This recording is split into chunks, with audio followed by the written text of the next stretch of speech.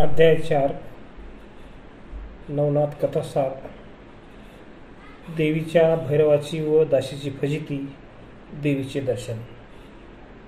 मच्छिंद्रनाथाने सेतुबंध रामेश्वरास मारुतीशी सख्यत्व केल्यानंतर तो हिंगळा देवीच्या दर्शनास जावयास निघाला. ती ज्वालामुखी भगवती महाप्रदीप्त आदिशक्ती होय.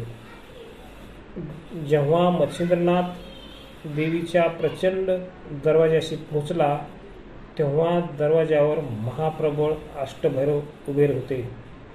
त्याने मच्छिंद्रनाथास पाहताच ओळखले व साबरी मंत्राने नागपत्र अश्वत्थाच्या झाडाखाली नाथाने सर्व देव अनुकूल करून त्यांच्यापासून वरदाने मागून घेतली आहेत. तो ह्याचा कार्यभाग कितपत सिद्धीस गेला आहे ह्याची प्रचिती पाहण्याचे त्याच्या मनात आले. म्हणून ते भैरव आपली रूपे पालटून संन्यासी बनले आणि दाराशी उभे राहिल्यावर तुम्ही कुठे जात वगैरे मच्छिंद्रनाथास ते विचारू लागले.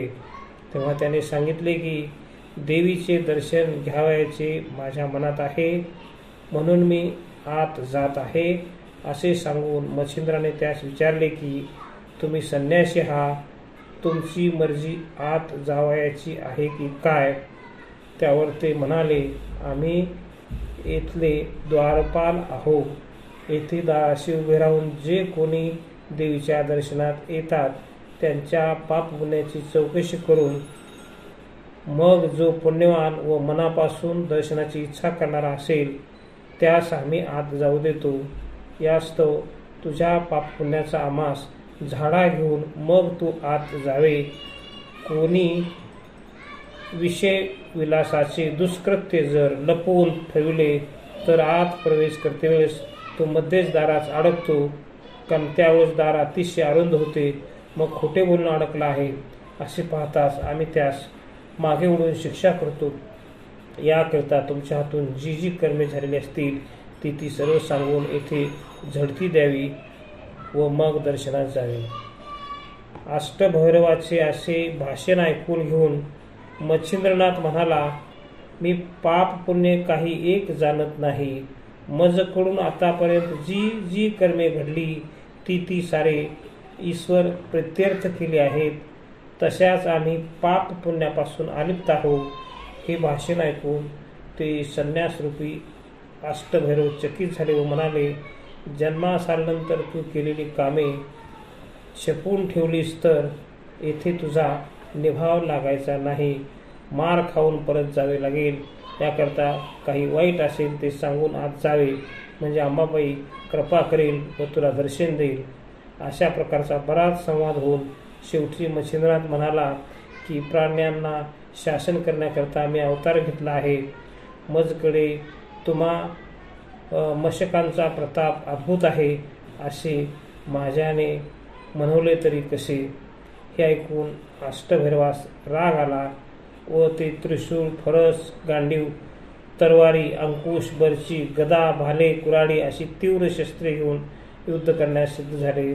मच्छिंद्रनाथाने जय जय श्री गुरुराज म्हणत हातात भस्म घेतले आणि मंत्रनु म्हटले की मित्रा वरुण देवा माझ्या कार्यासाठी तयार राहा.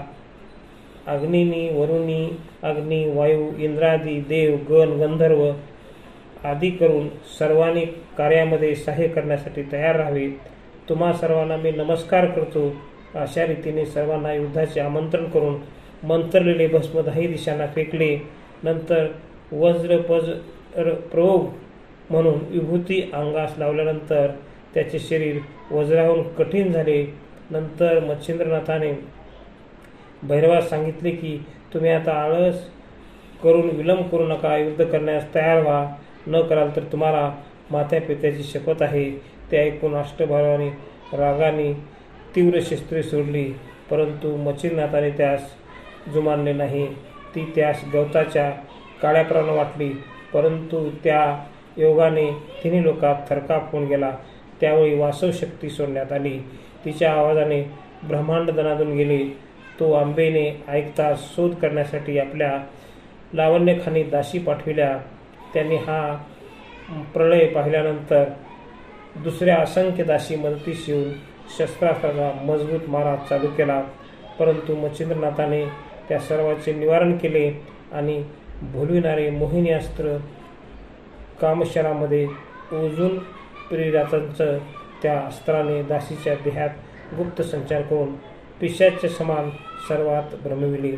या प्रकारचा चमत्कार चालला असता विद्यागौरव अस्त्राच्या योगाने त्याने सर्वांस नग्न करून त्याची वस्त्रे आकाशात उडवून दिली.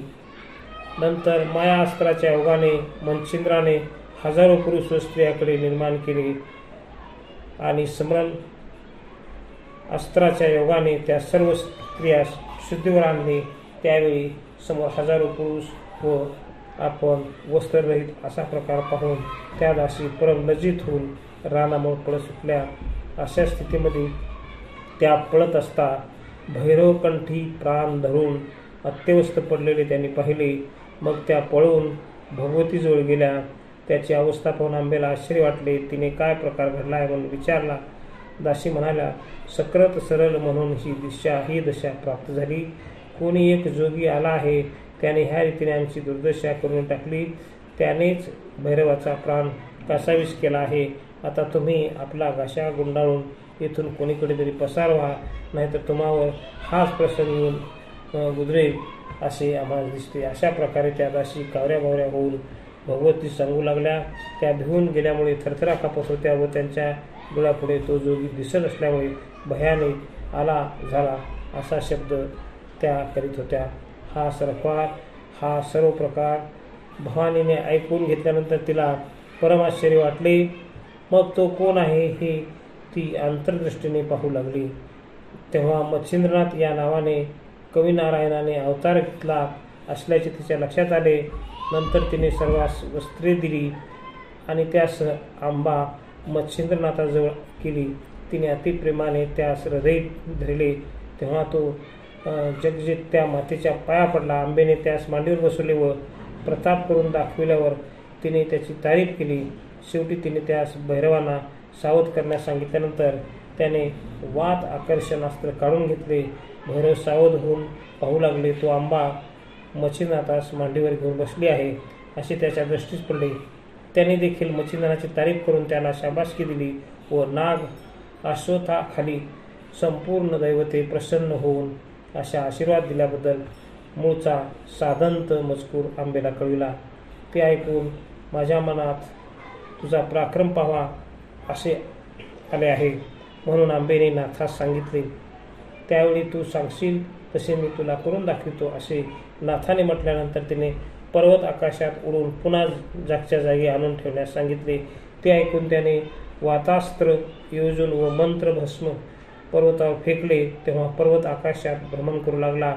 मग तिने त्याची पाठ थोपटून वाखाणणी केली आणि पर्वत उतरण्यास सांगितले. तेव्हा त्याने वायुअस्त्र काढून घेऊन पर्वत जागच्या जागी आणून ठेवला. ते पाहून आंबे संतोष वाटला. मग नाथास घेऊन आंबा आपल्या स्थानास गेली. नाथ तिथे चरित्र लिहिले. नाथ तिथे त्रिरात्र राहिले. जाते समय आंबेने प्रसन्न होऊन त्यास सप्रास्त्र आणि भिन्नास्त्र अशी 2 अस्त्रे प्रसादादाखल दिली. त्याचा स्वीकार करून मच्छिंद्रनाथ हा आंबेस नमस्कार करून निघाला.